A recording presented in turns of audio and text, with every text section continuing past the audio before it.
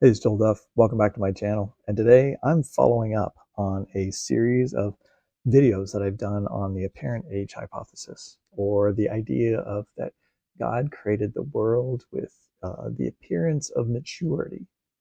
Now, we've done a bunch of videos, and what we're doing here is we're going to read, react, and respond to Facebook comments made on Facebook posts by individuals that are promoting the idea of apparent age creation. So let's ask the question, apparent age creation? Why not? Coming up next.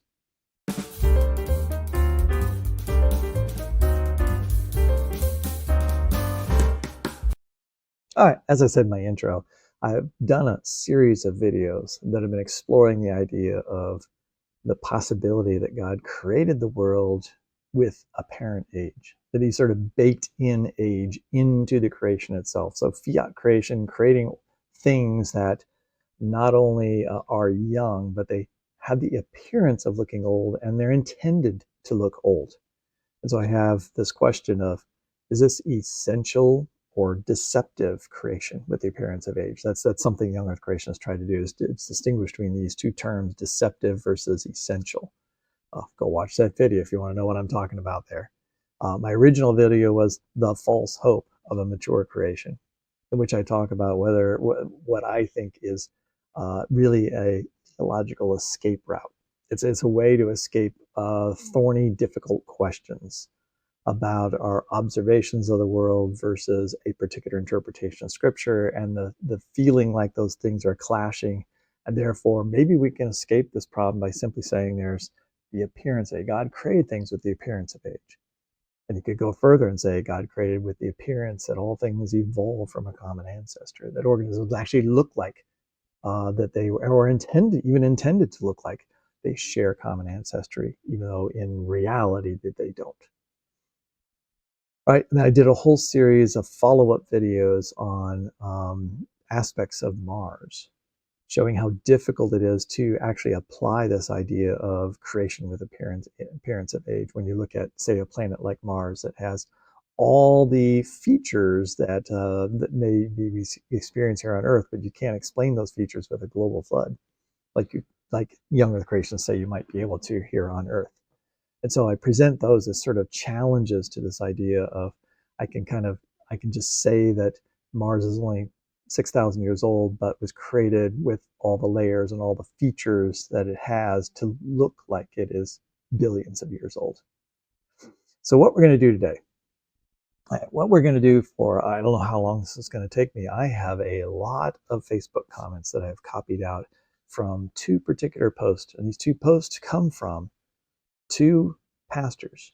All right, these are pastors. I'm not going to mention who they are, but these are two ministers that are quite conservative ministers within a closely allied denomination to one that I'm in, and so I'm quite familiar with them. I follow them, and they both, in the space of say 2 weeks, both posted comments about proposing an explanation of apparent age, right? They use the apparent age hypothesis to try to get around a thorny issue, all right?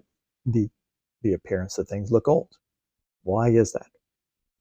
And so they call upon the apparent age hypothesis. And then there was a whole bunch of comments, right? So, and representing a wide swath of individuals, including myself. I may or may not tell you which are my comments, because I'm actually gonna show you my comments and the comments to my comments. And so I'm going to show you a dialogue that occurs in response to these Facebook posts. So let's just get right to it, because as I said, I have like probably 30 slides representing different responses. And what I hope to do is simply show you that how popular this particular argument is, and how many people find it soothing, comforting to call upon apparent age, but then how many also find it quite ridiculous, right? So there's a wide variety of different responses to it. All right, so here's this pastor's the first post from a pastor. If the earth is not billions of years old, why does it have the appearance of age? All right, so he's saying it kind of looks like it's really old, but if the earth isn't billion years old and he doesn't believe that it is billions of years old, then why does it have that appearance? Okay, so what is his explanation for why the world might look billions of years old? Genesis 1 and 2 tells us that in the first week, God created a world with light already in transit from the stars. I'm sorry, I have to stop already. Does Genesis 1 and 2 actually say that? What verse tells you that the light was already in transit from the stars? Right? I mean, he's already given away that he believes that the world, the universe looks like it's billions of years old because the light is already in transit. He's admitting you can't get light from one end of the universe to this end of the universe in a short amount of time, and therefore God must have created the light already in, some photons were created 3/4 of the way to Earth, never having emanated from that star. All right. And I'm stopping here because if you're not familiar with the idea of creation with the appearance of age, this is right, hits you right in the face right here in the very first line of his explanation.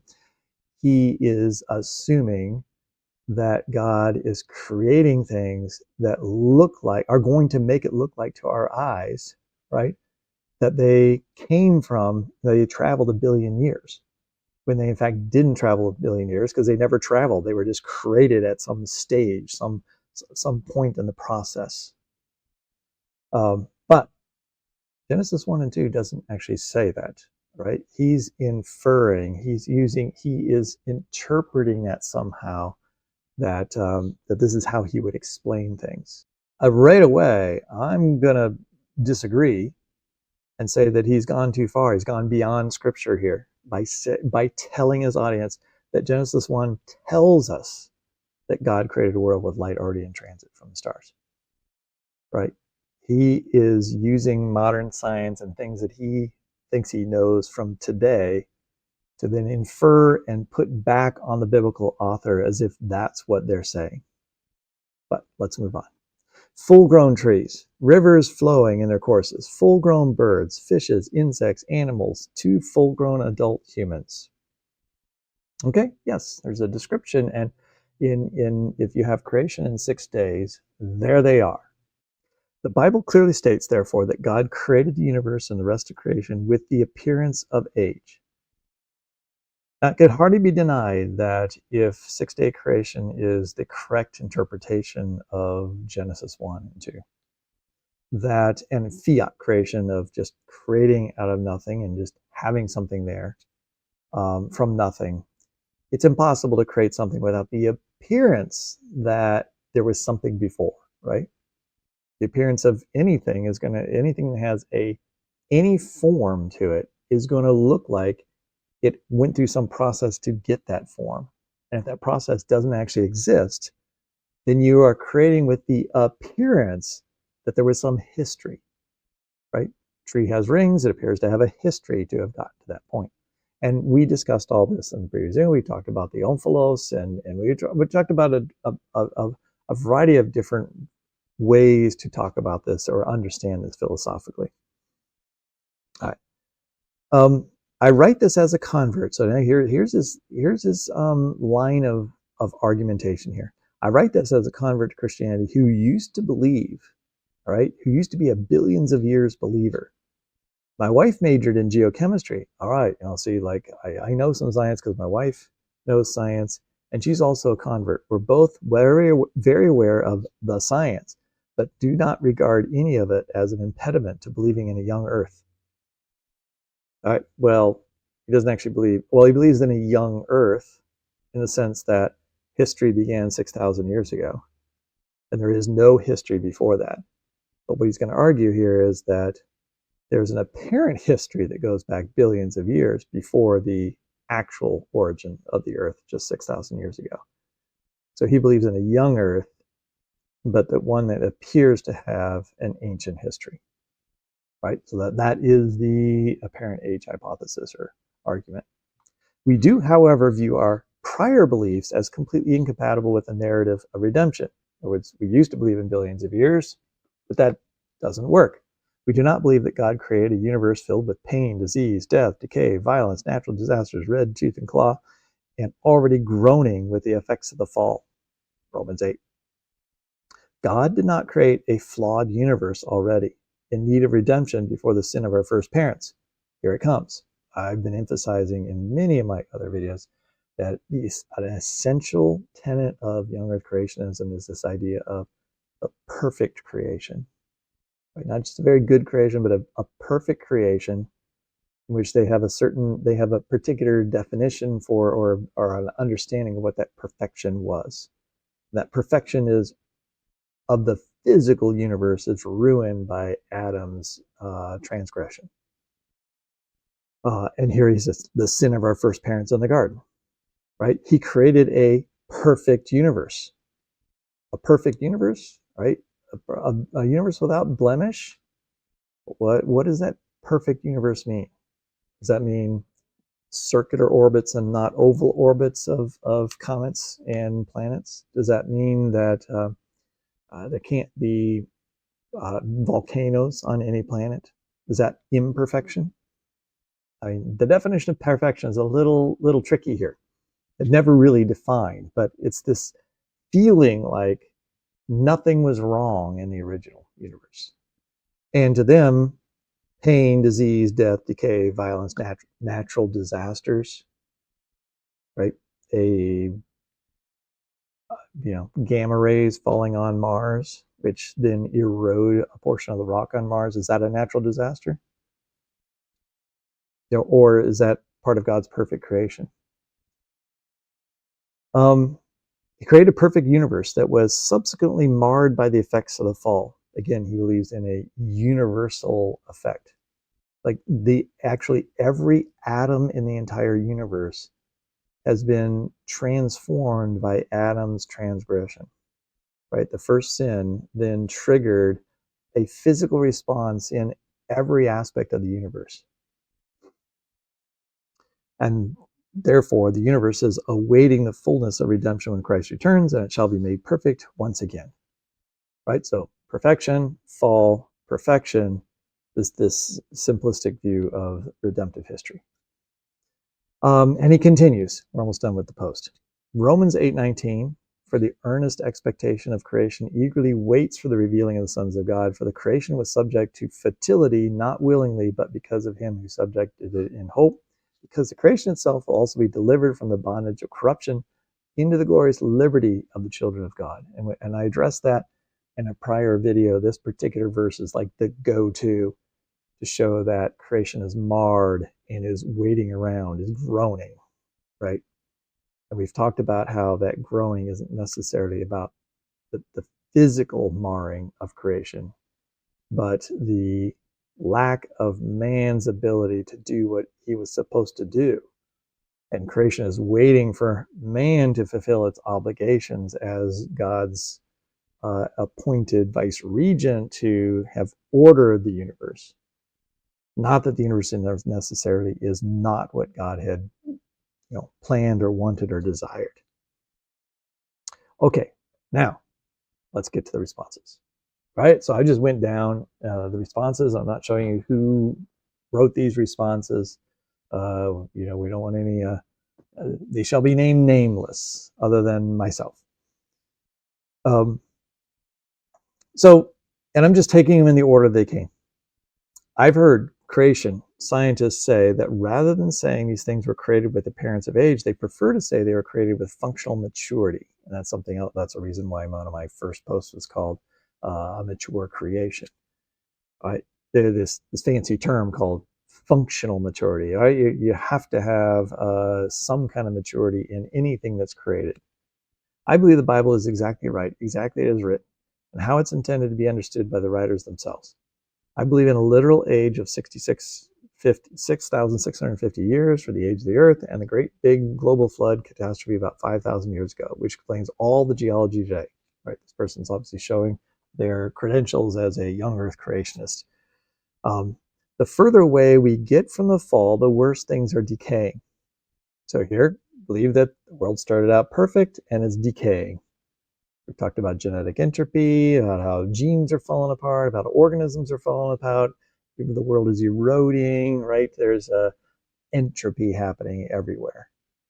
And so the world is groaning and falling apart, waiting for redemption at the end. I believe they decay at a faster and faster rate. I mean, this person's saying, like, okay, things are, this person is sort of reflecting the probably a cultural perspective as well. Like they feel like everything around them is getting worse and worse and worse, right? Certainly, Christ must be coming soon because the world is going to come to an end soon because everything's getting so bad. We need to be lifted out of this world at some point. That being said, the faster decay takes place over longer periods of time. I'm not really sure what that refers to. Additionally, evolutionary presumptions regarding rock layers as evidence for long formation. There was a valley cut near Mount St. Helens by flooding in the aftermath of the volcanic eruption, showing a multitude of layers laying down in a matter of hours of water violently ebbed and flowed. An empirical observation of mine is that small rocks formed in the bottom of my hot water heater from the magnesium and calcium dissolved in our well water, and I have to clean it out periodically. Hence, we can explain the geological column because of his hot water heater magnesium and calcium problem. As an Answers in Genesis Creation College 2 attendee in 2006, I could go on, right? He's attended the Genesis Creation College from Answers in Genesis way back, getting on to be almost 20 years ago now. And as a result, he is a font of information on how we can explain the world, through Answers in Genesis eyes. Now, this isn't really a response to apparent age, because he's not really saying like, oh yeah, apparent age. He's actually probably in a sense saying, I don't need apparent age as a hypothesis, because I believe you can interpret everything as being young. That's why he's talking about Mount St. Helens. Yeah, Mount St. Helens looks really old, right? We know something happened recently, but there's also a mountain there. There's many previous layers, so it looks old. But no, has to have happened within the last 4,500 years. Okay, next comment. What was Christ's first miracle? Making fine, mature old wine, right? Classic response. Classic use of argument for mature age creation. After all, Jesus made wine, and he made it instantly, and that wine would have looked like it took time to age, right? So it has functional maturity, or it is necessary maturity, right? You can't interpret wine based on your other knowledge of how wine is made without thinking that it must be old. But we also know that since it was created miraculously, that it isn't actually old. Therefore, you take that argument and say, like, maybe that's the way the entire universe is. Maybe it all appears to have history. It appears to have taken a process to get to that point, but it isn't. It was a miracle. The man in charge of the party chastised the groom for saving the best wine to serve last. Best wine might have been wine that took the longest to make. It had the longest apparent history. Nothing is impossible for God, even creating a universe that appears mature and 2 adult humans old enough to begin populating the earth. Right? This particular comment just sums up the simple logic and I think the attraction that many people feel toward this idea of mature age. Right?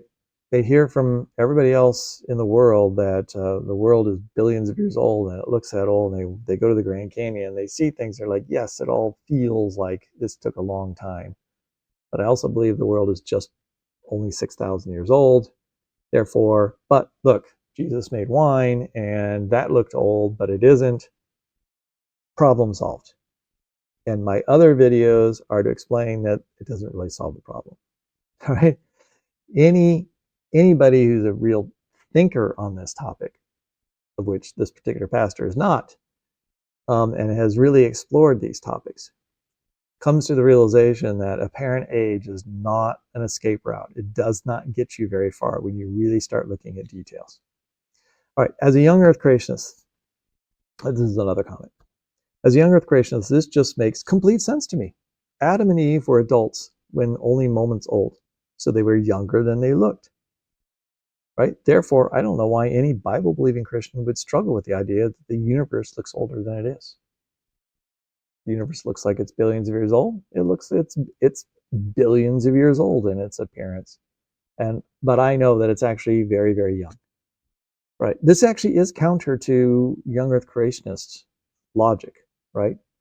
They're saying that you might think it looks old, but it's only because you are looking through the wrong glasses. You're interpreting it incorrectly. If you knew that it was young, then you would reinterpret the data to fit a young universe, right? Ken Ham always talks about it, how the world looks young, right? If you just knew how to look at it, it would look young. All right, now there are skeptics that responded to this particular pastor, including myself. And this isn't mine. I just don't find it convincing. I don't see how it follows logically from the stated premises, and I don't understand the premises either. Why should there be no natural disasters? That's what I would ask. Why can't a natural disaster have happened prior to Adam? Why couldn't a natural disaster happen on Mars? Or why couldn't a comet bump into a meteorite, bump into another meteorite in space? Right? Why couldn't a comet crash into the surface of Saturn prior to Adam sinning? Right? What was it about his sin that somehow knocked all the comets off their orbit? Like, were they all floating around space, and God had perfectly made the universe such that they would never intersect with each other? And then all of a sudden, Adam sinned, and they all got twisted and reshaped, going in different directions, and now they're bumping into each other, and those are natural disasters in space. So I agree with this person. Why should there be no natural disasters? Just because the fall hasn't happened yet. The fall is a moral fall. Why is a natural disaster even a disaster before humanity exists? What is violence? Violent volcanoes? Violent animals? Violent people? Those are very different. You should not say that the fall of man led to violence in man, rather than saying there cannot be violent physical occurrences before it. Why would we assume that? Man was penalized with death at the fall, not all of creation. Why should the mountain not decay if flooded before the fall, the same as it would after? The fall is about moral decay, moral violence. This isn't the idea that God somehow created the earth that looks very old and has the scientific properties of a very old planet, but that is dated within written history, is just farcical, in my opinion, and an insult to God. God can't not deceive or be deceived. There's nothing in the text and the Hebrew tradition that expresses that compels us to accept such a narrow view. Yeah, there's nothing in the rest of scriptures that gives any hint that any other author thought this way about the earth. The idea that we have millennia of animal pain, tons of decay and corruption, rampant animal diseases, creatures being eaten alive in great pain, and entire ecosystems being wiped out by volcanoes, tsunamis, and tornadoes before the fall of man, and when in fact we are specifically told the corruption is the mark of the fall, and that is the age to come, creation will groan, will still suffer from death and violence, is abhorrent and, more importantly, contradictory scripture. Now that's this particular pastor's response to that previous article, right? Straight up, the young earth creationist sort of like constant emphasis on there can't be any pain, there can't have been decay, there can't have been corruption, because all of that was caused by Adam's sin. Despite that all hanging literally on maybe 2 or 3 total verses in the entire scriptures, of which some of those clearly don't refer to all of restoration. They are extrapolated from those, not directly stated in scripture. Isaiah 11:7, the cow and the bear shall graze, the young one shall lie down, and the lion shall eat straw like ox. The nursing child shall play. Now, so what he's going to is going to go to Isaiah, which is a common passage to show that like this is projecting out prophetically like what the future will be like. Like in redemptive history, that the lion shall lie down with the lamb. All right. No, they're not going to be predators and prey.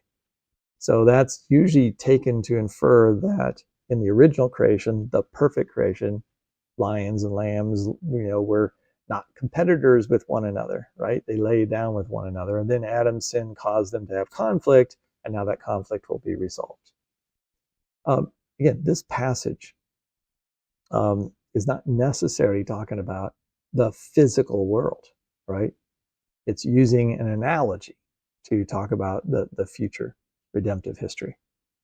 Incidentally, I didn't make this up here. This is this same pastor continuing. I didn't make this up here. Here's Calvin on the subject. So he's going to go back to Calvin, who is really one of the main perpetrators of this concept that is now so ingrained in many Protestant traditions, that the world is corrupted by Adam's sin, and that the relationships of animals to each other, even the relationship of geology, all right, and astronomy, right, the astronomical and geological processes are affected by Adam's sin, can be traced back mostly to Calvin's expression. It certainly existed prior to that, but it wasn't nearly as well. Actually, wasn't common at all. It was the lesser option, all right, prior to Calvin. But the prophet's discourse looks beyond this, for it amounts to a promise that there will be a blessed restoration of the world. He describes the order which, at the beginning, before man's apostasy, produced the unhappy and melancholy change under which we groan, whence comes the cruelty of brutes, which prompts the stronger to seize and rend and devour with dreadful violence the weaker animals. There would certainly have been no discord among the creatures of God if they had remained in their first and original condition. Right? Before Adam sinned, all the other animals just got along with each other. When they exercise cruelty toward each other and the weak need to be protected against the strong, it is the evidence of disorder which has sprung from the sinfulness of man. Christ, having come in order to reconcile the world to God by the removal of the curse, is not without reason that the restoration of the perfect state is ascribed to him.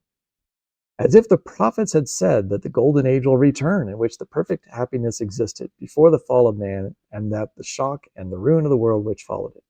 Thus, God speaks by Hosea, I will make a covenant with the beasts of the field, with the fowls of the heaven, with the creeping things, as if he had said, when God shall have been reconciled to the world of Christ, he will also give tokens of fatherly kindness, so that all the corruptions which have risen from the sinfulness of man will cease. Indeed, God, by the rules of nature, that he himself created, could not have created the world without functional maturity. It would have quickly perished. I do, however, often see young earth creationist supporters twist themselves in knots in order to explain this apparent age when they need not do so. But he's arguing for an apparent age hypothesis, and so he is saying that yes, young earth creationists constantly, they don't like to impose this idea. And so therefore, as he said, they twist themselves in knots trying to explain the apparent age of the earth in some sort of like reinterpretation of all the evidence to try to make it seem like, no, if you interpret it this way, it's actually young, right? All those layers of rock, well, they're all laid down really quickly by a lot of water, and therefore they don't appear old. They appear just as old as they are, which is actually 6,000 years old or less.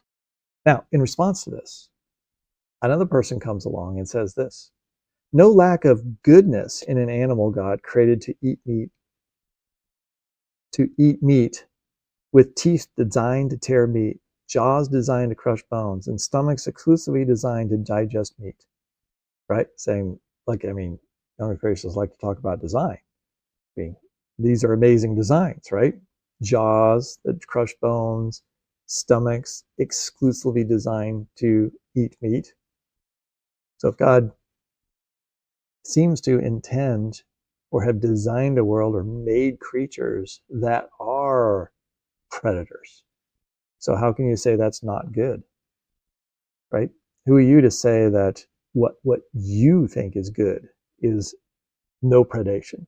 But maybe God is fine with predation, because that is his intended world. He gives lions their prey, right? So Psalm 104:21. There's the psalmist giving praise to God for providing the prey to the lion. There's no hint there in David's words that somehow this was wrong, like God shouldn't allow that.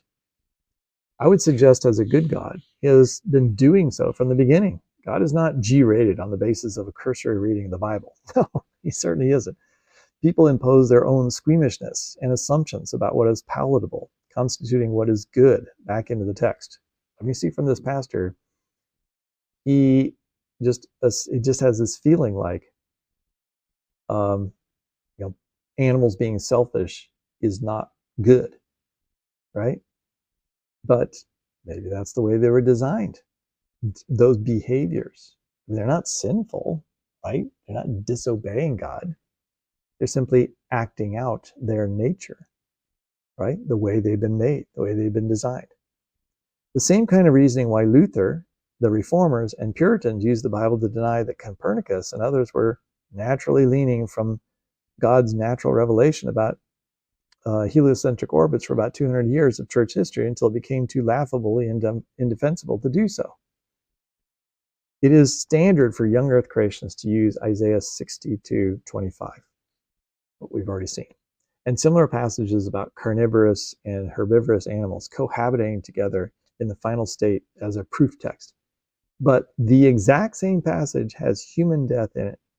No longer will the nursing infant live but a few days, but an old man fail to live out his years. For the youth will die at 100 years, and he who fails to reach 100 will be considered accursed. On this basis alone, the passage can't be used as a proof text for the final glorified state, and young earth creationists would stop using it that way if they were intellectually honest or reasoned it through the way they should. The passage is likely figurative for the blessedness of Messiah's reign, and the imagery out of I think that should be ought not be pressed too specifically for details in the final state. And furthermore, there well might not be animal death in the future eschaton, right? The final stage. But that cannot be proven from the text you have quoted. This in no way implies that God did not create carnivores as part of the good creation, and even perhaps reveals in watching a T-Rex or a saber-toothed tiger or so forth devour its prey. Children certainly have a fascination with Stegosaurus, the spiked tails, and Triceratops. I can't even say that word. Triceratops, horns, a T-Rex tooth, Ankylosaurus plates, armor, and we give them books about these things. It seems absurd to me that we would have to explain to them that it was never God's intention that they should ever have to use these weapons as defenses, and they would have just been there for show if Adam hadn't sinned. All right, back to the affirming comments. Okay, now back to the affirming comments. I'm definitely a young earth six-day creationist. All one has to do is go to the Creation Museum just south of Cincinnati and listen to what those scientists say. It was such an eye-opener for my family and I. I'm showing you these comments to show you, like, this is, people go to that museum and they feel like they've been provided the answers to these types of questions. First of all, let me begin by saying that 60 years ago, yes, I was studying science that long ago, even as a kid, that the age of the Earth was supposed to be 1 billion years old. By the time I was in college, they thought it was 2 or 3 billion years old. As late as 15 years ago, they said it was 4.5 billion years. Their evidence for this is the conventional theories concerning the Big Bang, the radiometric dating of rocks, and the study of Precambrian fossils, etc. Basically, and I have infuriated atheists with this statement, evolution takes so long to happen that the proponents of it continually have to update the age of the Earth and the universe by finding excuses to throw more time at it. And this is, and this is something you'd hear in the young Earth creationist literature as well, right? Oh, see, they can't handle that. They're going to change their story. If they need more time, they're just going to simply expand the age of the universe, as if cosmologists are thinking about scriptures and they're thinking, or they're talking to evolutionary biologists and they're saying, like, so how's it going over there? You got an explanation yet that can fit all of the all organisms into common ancestry within, say, 2.5 billion years? And evolutionary biologists tell them, like, no, we're really having trouble, but if you were to give us some more time, then that would really help us out. So then they come up with some new dates, right? Yeah, I totally see that interaction happening, right? I'm a literal six-day creationist. I believe it as the Bible says it. And it makes more sense than many people admit. The earth was created to support life from its creation. If it was actually 1 or 2 days old at the creation of plant life, life would not have been established. The appearance of age is necessary. Well, yeah, I mean, right. If you're going to create animals on day 6, and plants were created on the day before, but they weren't yet grown, like you created the seeds, then the animals might die before the plants grew up enough for them to be able to eat it. So plants had to be fully formed, right? So they had to be created with the appearance of age. But let's carry this a bit further. One of the things that popped up about 20 to 25 years ago was the discovery of stars that are older than the universe itself. The age evolutionists claim is 14.5 billion years, give or take a few million. One that I will link to below is 28 billion years old, more than twice the assumed age of the universe. They try to explain this discrepancy by gravitational lensing. Actually, it's a fairly reasonable explanation, is gravitational lensing for the calculations that are made of some of those particular stars. This discounts the possibility of the same, and discount the possibility of the same for the creationist position, right? We're not allowed to change our minds or have a young age. But the problem exists. There are stars older than the Big Bang. You don't have to be a rocket scientist to know that that's an impossibility. But if a star is older than the known age of the universe, then obviously they don't know what they're talking about. So we can just dismiss cosmology right there. By the way, with the new James Webb Space Telescope, they're finding some results that weren't expected, and that's causing some rethink among astronomers about some of the things about the most ancient galaxies and stars that are seen. But by no means is like all of astronomy completely upset, and it needs to be thrown out, and that even if they found that we were wrong about the age of the universe, it wouldn't suddenly make it 6,000 years old, right? It's not like all of a sudden all the evidence points to a 6,000-year-old universe. But this whole thing of apparent age is attractive to many people because they can say, well, yeah, I get it. We're not going to get it down to 6,000 years because God had to have created with light in transit, and therefore it's always going to look older. And so we don't have to worry about whether it looks 14 billion years old or 25 billion years old or 5 billion years old. That's any one of those are just as viable options as any others. And in true form, evolutionists are seeking to increase the age of the universe to nearly twice what is assumed in the present. Evolutionists I don't know any evolutionary biologist that's asking cosmologists, astronomers to extend the age of the universe because they need more time. They just don't. But one more explanation that some physicists are exploring and would fit the creationist model as well is that the speed of light is not constant. He's talking about Jason Lisle there. And was actually faster in the earlier days of the universe. Well, that's a slightly different theory as well. Fast at the inception and slowing down to the present rate. All right. So there is an attempt to get around apparent age, right? Some people want to employ apparent age, but at the same time they try to escape apparent age, right? I mean, if it's apparent age, there's no reason to try to say like light was super fast and it slowed down. And so therefore, when we look at it, it appears old, but it actually is like that light actually came from that star, and that star really is that far away. That's what they're trying to do. They're trying to say that light came from 6 billion light years away. But because light traveled so fast in the past, God did really create that star, and that light left the star only 6,000 years ago and got here within 6,000 years. Right? So they don't want to say that God created the light in transit. This is trying to get around that idea because it makes it look deceptive. Okay, so then what about this example? This is yet another comment. For example, prior to 1650 or so, all right, if you'd lived in 1650, almost everyone would look at a mountain.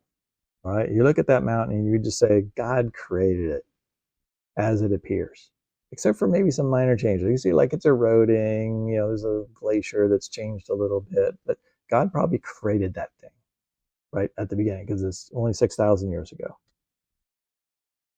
Right? And it would be very similar to saying, like, look at an ostrich. All right? God created that ostrich on what, day 5. I mean, it's not a flying thing, which were created on day 5, but then so maybe it changed since then. But anyway, it seems like God made it then, especially when you consider that Job talks about ostriches, and well, God talks about ostriches to Job and says, "See what I made." He's saying, "I made that ostrich the way it is." Right? It wasn't something else. That ostrich is the way I intended it to be. But what happened after 1650? Right? The mountains aren't made by God in the creation. But what happened after about 1650? What happened after Calvin came along and said that Adam's sin ruined the entire creation, like physically marred everything? Well, then the mountains no longer are something that was directly created by God, but might be the result of chaotic processes, like a global flood or volcanoes, right? Because volcanoes are disasters, right? Couldn't have a volcano before Adam sinned. And so any volcanic mountain must be the result of something else. So instead of like made the mountain, like it looks like it's old, it looks like it was made from a volcano, but it was just made that way, apparent age. No, it actually was made through a process since Adam's sin. That was only 6,000 years ago. So therefore, it isn't created with the apparent age. It's created through a process, but in a very short period of time. So rather there actually really are literally young. Every mountain range, right? The Colorado Mountains, the Appalachian Mountains, which geologists would say are far, far older than the Colorado Mountains, which are considered very young, right? Geologically speaking. They say, nope, they're all literally young. And therefore, we should find evidence of their literal youth, all right? Not literal youth from the creation week, though, because that would, they could have been made to look old during the creation week. Rather, they're literally young because they were created after the creation week. So just like the ostrich, all right, it's not what it was when it was originally created. It used to fly, it used to experience, and so it's experienced a whole bunch of changes. It's become something very different than what God originally created because it's marred. It's genetically degenerate compared to its original perfect state, despite what God tells Job. The appearance of age is also the appearance of evolution, right? In this case, common ancestry. Couldn't God have created cats and dogs to look like they shared a genome in the past? Just like he could create animals to look like there were like a tree had tree rings as if it had a past history of growth. If God made 1,000 canines on day 6, all right, each of them with slightly different genomes, then any examination of their genomes would lead to the conclusion that they all were derived from a common ancestor. As surely as we look at a pack of wolves and can readily infer from their genetics that they shared a single pair common ancestor in the past, right? We can look at, like I said, even creationists would look at even coyotes and wolves, and they would say, like, they're so similar, and we can tell from their genomes that they once shared one genome. They had a common ancestor. Right? They would say that occurred within the last 6,000 years. So therefore, that's not creation of apparent age. That's a real history. They have a real ancestor. But if you're going to argue for apparent age, it could be apparent evolution as well, apparent common ancestry. Cats and dogs could appear to have a shared ancestry in the past, just a past that was before the actual creation of the universe. And so they have a history. They have a built-in created history, even though it's not a real history. Most creationists, they try to avoid the idea that God created light in transit to Earth, encoded with information telling of a history of an exploded star, because that is creating with the appearance of age, not just a mature creation, but a creation of a specific history of events that never took place within a real universe. But they also realize that that's too simple to posit. Realize that to simply posit appearance of age of the universe would be to also admit that it would also be logical to argue for the appearance of life from a common ancestor, right? Life from common ancestors that didn't actually exist, ancestors that never were there. In today's parlance, the term is created design, right? You hear that all the time. With creationists often appeal to created design. They want to explain why is there a similar feature between these two animals that we don't think share common ancestry, but they share common features, right? Evolution says they share common features because they share an ancestor that had that common feature and then shared it with their descendants. Common design is God created a common design that has the appearance of their sharing a common ancestor. Basically, common design is a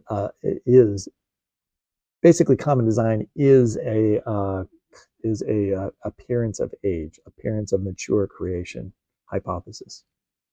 Joel, if you were, you didn't catch that. That last comment was mine. All right, and so this person is responding to me. Joel, if you were able to travel back in time to the day of the wedding of Cana, recorded in John 2, and you received a sample of the wine served from the water pots and examined it using scientific processes, you would have concluded the wine was mature and vinted several years ago. You might even be able to identify the year and the month. You could also likely have identified the type of grape and the region that produced it and come up with a wine profile or history. Right? I mean, he's actually saying here, it's not just generic wine that looks old. He's saying that wine might have had a specific history that God built into it. Like, this wine looks like it was made from grape. Like, you could test this and see chemically, those grapes in that field over there, this wine looks like it came from that field and not that other field over there with a different grape. Now that's what I call creation with a specific history. All right, creation of not just mature age, but mature a specific series of events in history. Now he goes on to say, but you would have been wrong about everything, right? All my testing, and I would have determined like that came from that grape over in that field, and it's about this old and blah, blah, blah, right? I would have been 100% wrong. The wine was created that day by Jesus. I'm sorry, but the same God who created mature wine at the wedding in Cana is the same God who created mature trees, rivers, mature animals, mature people. He could, and he did create a mature universe ex nihilo. It's really as simple as that. My response. Exactly. It would have apparent history, just like the craters on the moon, Mars, and other planets. And the lack of craters on others tells a story of apparent history, but not a real history. Just like the genome of a whale clearly tells of an apparent shared history with land animals, a mature creation explains all of these things. Inferences of common ancestry can be a natural reading of God's mature creation without organisms sharing a literal common ancestry. Distinguishing between fake history and a real history is nearly impossible, right? In the context of a fiat creation. In other words, if you want fiat creation where everything is created de novo from nothing, there it is, right? And they have any kind of shared feature, right? It's going to look like it has a history. It's going to look like it has a shared history, right? So now, this pastor isn't necessarily going to agree that whales look like they were land animals. But if that wine could look like it was made from particular grapes in a field 10 years prior, and that's okay, apparent history, that God could create that to look like that, then God could also create a whale that has all the appearance in its genome of having been an animal that lived and walked on land. God created the Grand Canyon as it is today with the appearance of a history, just like mountains on Mars appear to have been formed by volcanoes. Right? He looks at Mars, he's going to see massive volcanoes. Right? But if they couldn't have been formed, and they're going to look like they formed over millions, not hundreds of millions, if not a billion years.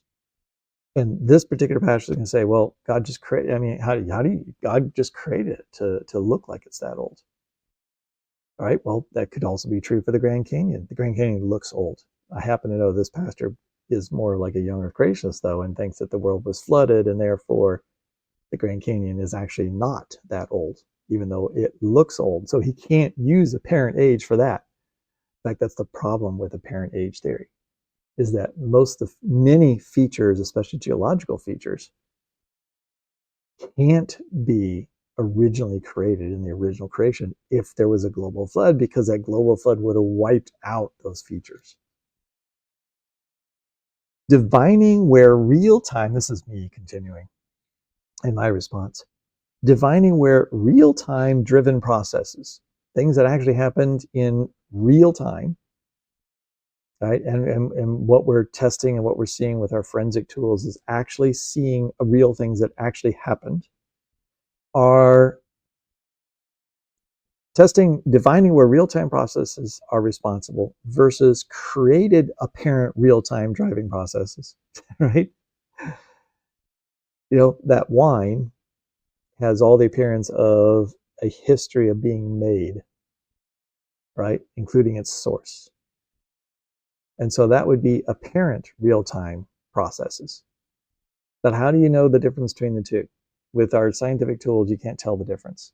So I agree with him that apparent age would be impossible to tell apart from real age if God intended to have something look like it's old, look like it has history.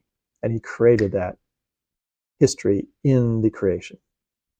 If I pick up a piece of basalt, right, and ask, is the composition of this rock the product of a material made via fiat creation on the first day, or is it the result of a process of geological evolution via rules set forth in the creation? How could I tell?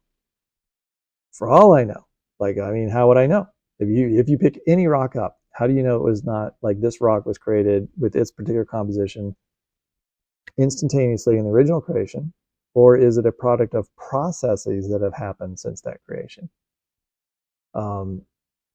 If as soon as you accept an apparent age model for the bulk of the history of the world, you can't tell the difference between those two things.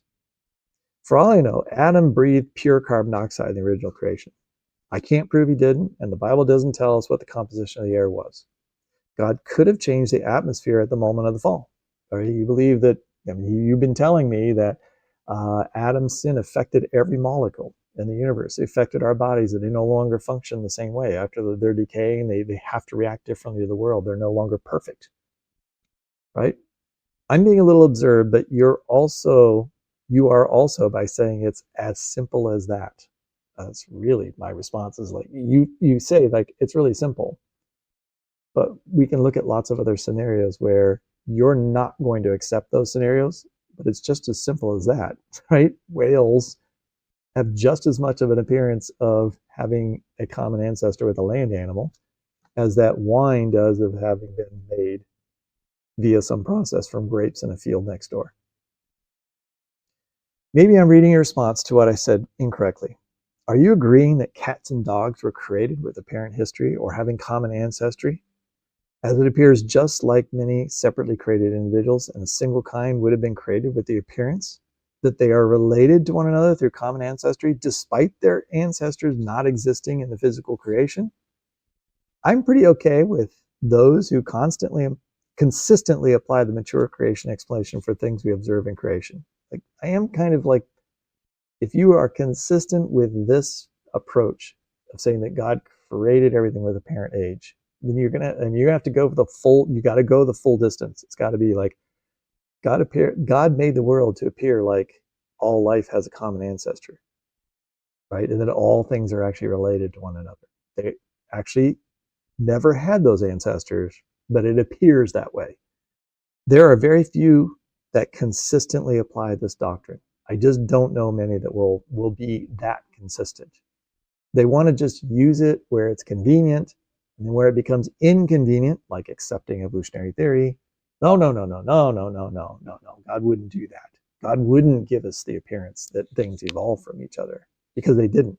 Well, but he wouldn't have given us the appearance that volcanoes made a mountain if they didn't actually make the mountain, right? You can't have one and not accept the other, or at least be willing to accept the other. The omphalos arguments has been tempting to so many over the last 200 years, but it's found no traction. Everyone who looks into it thoroughly eventually abandons the idea of creation with apparent age for anything but basic stuff in the original creation for Adam and Eve. Okay, now here's somebody who's quoting the original post and then responding to it. Remember, the original post, Genesis 1 and 2, started out by saying Genesis 1 and 2 tells us that God created a world with light already in transit. I already said that it does not tell us that. You might infer that. You might want to interpret that from that, but it does not tell us that. And this person says, I don't agree that Genesis tells us all these things. I don't see anything about light already being in transit from the stars. It's one thing to infer this must have happened based on a young earth interpretation. It's another thing to claim that the text says God did it in this way. The text does not say any such thing. I didn't write this, by the way. Not that I remember. This was a while back. Genesis actually contradicts the claim that God made trees that were already fully grown. It states, and God said, let the earth sprout vegetation, plants yielding seed, and fruit bearers bearing fruit, in which is their seed according to the kind on the earth. And it was so. The earth brought forth vegetation, plants yielding seed according to their own kinds, and trees bearing fruit, in which is their seed according to their own kind. God saw that it was good. Rather than telling us that God said, let the trees appear with mature fruit already hanging on their branches, Genesis tells us that God said, let the earth sprout vegetation, plants, and fruit trees. The fruit trees sprouted from the ground and matured in order to bear fruit. Right? Now that I think about it, I think I did actually write this particular comment. I remember thinking about this. The language describes a natural process that God ordered rather than a supernatural act of making mature trees appear instantaneously or even in a period of 24 hours. God does not say that God created rivers that were flowing immediately along their courses. Right? That seems to be what this guy is suggesting. Genesis tells us that a river flowed out of Eden and divided into 4 rivers, but it gives no indication of a supernatural creation of the rivers as immediately flowing with water all along their courses. Kind of like, I'm creating a riverbed, and instantaneously at the same time I'm creating all the water in it. So the water molecule that's halfway down the river never started at the headwaters, right? It started somewhere in the middle and then started flowing at the moment of creation. So it has the appearance of having come from a higher land and flowing down, but it never actually was there. If anything, the language about the river of Eden dividing into 4 rivers implies a natural process of drainage, creating new tributaries. I agree that one could understand Genesis 1 to imply that the animals were created grown, at least enough to be capable of propagating their species. But this is at best a possible inference, not something that the text actually says. It also doesn't necessitate their being created in 2 literal 24-hour periods. I do agree that the text implies that God created the first man and the first woman as adults, conceivably very young adults, not as infants, and of course not as preborn children. There's a difference between the appearance of being fully formed and an appearance of the passage of time. Let's call that the appearance of age, and the other the appearance of aging.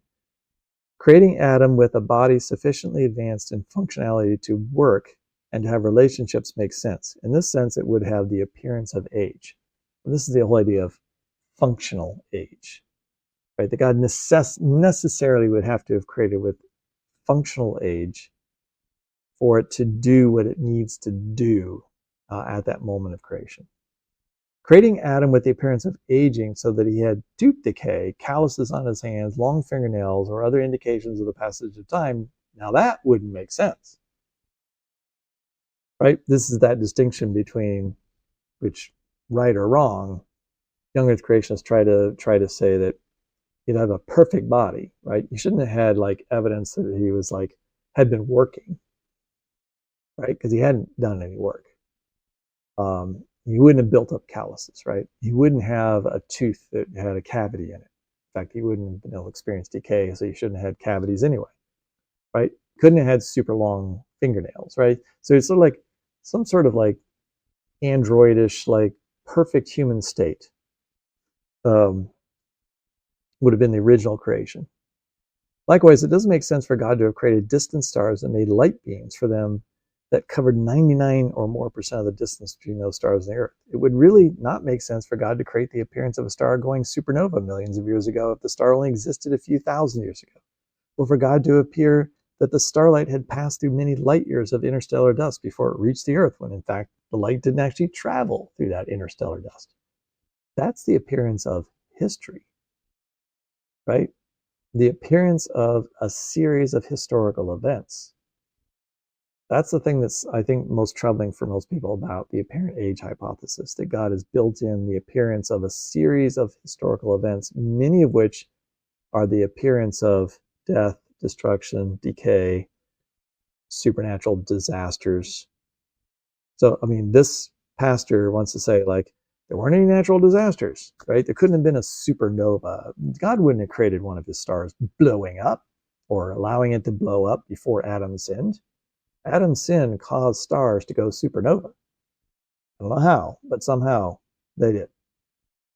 And so you can't have light that includes the information of a supernova being created by God, because that's suggesting that he would create a history of of something blowing up. But why would you have that before Adam sinned? How could God encode a history of death and destruction into a fake history before Adam even sinned? A couple other comments. I took the reverse path that you did. I didn't go so far in the opposite direction. I was a young Earth creationist, became persuaded of an older Earth creation position. It was a much more careful reading the Bible that persuaded me to change my view. This is what I know. God made another comment. This is what I know. God made it all, and it was good. I also know that his word is true, although I may not understand it. At the end of time is shrouded in mystery, so the dawn of time is shrouded in mystery. I don't think I'll understand the mechanics of it in this life. I'll wait for God to explain it to me when I come to his house. That'll be soon enough. I appreciate that particular viewpoint. It won't lead you to being dogmatic on the topic, right? It's like, you're going to be able to actually live with other people that have differences of opinion if that is the way you approach things. Yeah, I'm an hour into it. I don't have nearly as many comments from this particular post, but let's do it. Let's do the second example. The second example comes from, oh yeah, I forgot. I said I wasn't going to name names, but this one is worth naming, really, because I've talked about him in the past. Toby Sumter. He's a pastor at a church in Moscow, Idaho. And I've talked about that particular group of sort of Christian nationalist, particular strain of Protestant theology. And they have become more and more and more moving more toward young earth creationism. In the past, they recently had a convention at the Ark Encounter. And Toby Sumter is one of the main characters there, and he gave a big talk. And so I found it interesting that, like, this literally like days after, this other pastor that I know, who's not part of that particular denomination, is part of a different denomination, and is one that I have interacted with many times over the last decade. And Toby Sumter then writes this just a few days later. When people complain that a young earth that appears old is deceptive, I like to point out that it's only deceptive if God didn't tell us what he did. But it turns out he did. I also like to make the same point that by asking how many rings a tree in the garden had, or whether it was lying for mature fruit to be hanging on mature trees, or heck, for Adam and Eve to have mature bodies that were only a few hours old. In fact, a mature world that was 6 days old was a great scientific gift to the first people. They could study it as is and see how it was designed to work, how saplings would grow, how far away the stars, etc. All right, so he's saying, like, yeah, the original world was created with apparent age. Now, Toby Sumter has definitely not thought this through, right? Has not thought what the implications are for global flood, for the geological formations of the great state of Idaho that he lives in. And he simply posits, hey, look, it's not a problem to have, a mature history built into the universe. Right? Because God said that he made it in 6,000 years. Therefore, we know that And so even if it looks older, we already know the truth. That's basically what he says in extension. We already know that it's young because he told us. And so it's not deceptive to have it look older when he tells us that it's not older. If he had never said anything about how old the Earth was, and it was actually only 6,000 years old, but it looked a billion years old, then that would be deceptive. But he told us it was young. So if it looks older, so what? All right, here's responses to him. Excellent point. Genesis 1:15 said the stars were made to light the earth. It makes zero sense for Adam to look up into the heavens on the very first night and not see any stars, because the light from them was anywhere from 4 to 14 billion years away. Right? It couldn't have been, if God didn't create light in transit, then the universe would have been dark for Adam. All right, but we know that he saw stars, so therefore the light already had to be in transit, and so it's going to look like it's older than it is. That's actually a pretty decent proof that you have to believe in apparent age. I think the first pastor, then the first one, probably should have used that particular argument.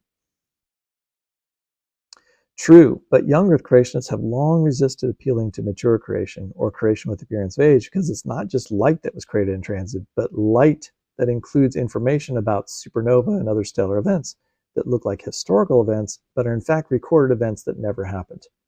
Right? The simplistic view is light. I can see the stars because light was transferred to me. But then if we look closely at that light tells us, hey, this light is the result of a supernova, right? Or this light has been affected because it's moved through or it's gravitationally lensed around something. And so God put the information in there to make it look like the light had bent around various things on its path, or that had gone through a stellar cloud, in which case some of the light gets absorbed, right? Some wavelengths get low and some get passed through, and so we have a distortion of the type of light that reaches us. That distortion then allows us to interpret the past history of its travel, right? So it is the appearance of a specific series of historical events that is the thing that's the challenge here. This argument fails because you're comparing organisms to rocks. A fruit-producing tree with no rings is a fundamentally different organism than a normal fruit-producing tree. A mature tree must have the appearance of age, otherwise it's not a mature tree. This is not the case with a rock, since a rock has no mature or immature state. There's no reason to create a rock with appearance of age. This is just not an understanding of rocks, right? They have compositions, and the composition suggests how they were formed. So if you create a rock, it's going to have the appearance that it was created by a process. I mean, a piece of basalt has all the appearance, everything about it reeks of having been at one time molten magma, right, that then solidified. If someone says that the Earth looks old but isn't, they haven't adopted an evolutionary lie. How does anyone know what a million-year-old rock looks like? No one does, because the Bible shows that the Earth is a little over 6,000 years old. I think this is Toby Sumter actually replying. So you see a lump of granite, probably classified as a plutonic rock. So you know it's just 6,000 years old. So that is what a 6,000-year-old rock looks like. Right? You see the logic here? God told you it's 6,000 years old. So if you pick up a piece of granite, it's 6,000 years old. So now you know what a 6,000-year-old piece of granite looks like. And it doesn't have a prior history. That's the way God made it. Now, the thing is, that means, what about all the rocks that the flood made? What if the flood makes more granite? How can you tell a flood rock from the original rocks? This rock is 6,000 years old. This rock's 4,500 years old. Maybe they look kind of identical to each other. One has a history. It actually was made. The other one was instantaneously created, and it doesn't have a history. Similarly, what do you mean if we say that the Earth is young? The Earth is not young. It is just over 6,000 years old. That's really old, right? You only think it's young because you believe in billions of years, but 6,000 years is a long time, so it's actually old.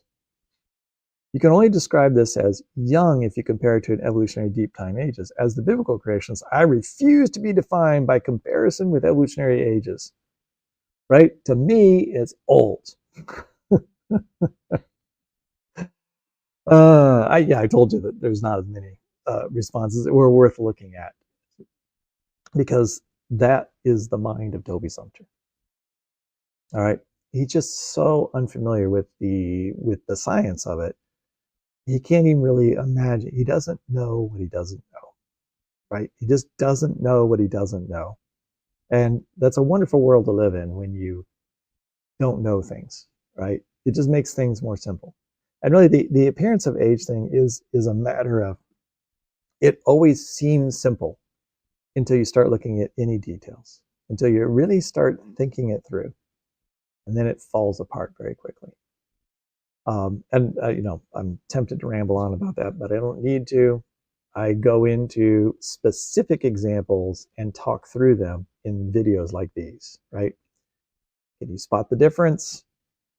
How much change has happened? And what did the original creation look like? Right? Are you looking at it in those pictures?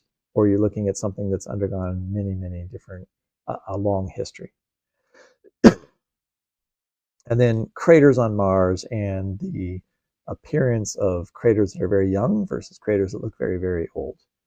Um, are they actually all the same age? Because I think that's what Toby Sumter is basically implying, right? He could look at all those and say they're all 6,000 years old, unless he believes there's a process that's formed them in less than 6,000 years. How is he going to decide that? How is he going to actually determine that? Is what I would like to know. All right, let's wrap it up there.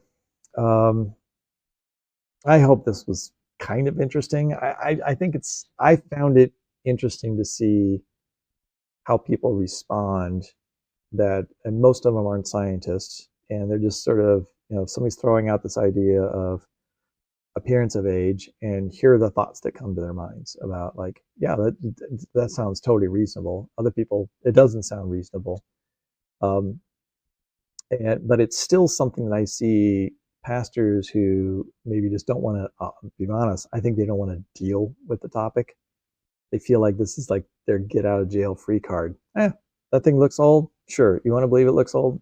Yeah, that's because it was created to appear old. And you just want to make it, you just want to believe that that's old. But I know that it's actually young. And it may look old to you because God is allowing you to see it as being old. But he's, in a way, maybe he's testing you, right? Because he's giving you his word. Like Toby Sumter was like, hey, the Bible tells you it's only 6,000 years old. So no matter what it looks like to you, with whatever investigation you want to do, I already know how old it is. Like I'm like 1,000 steps in front of before you. I'm like way ahead of you. I already know the truth, right?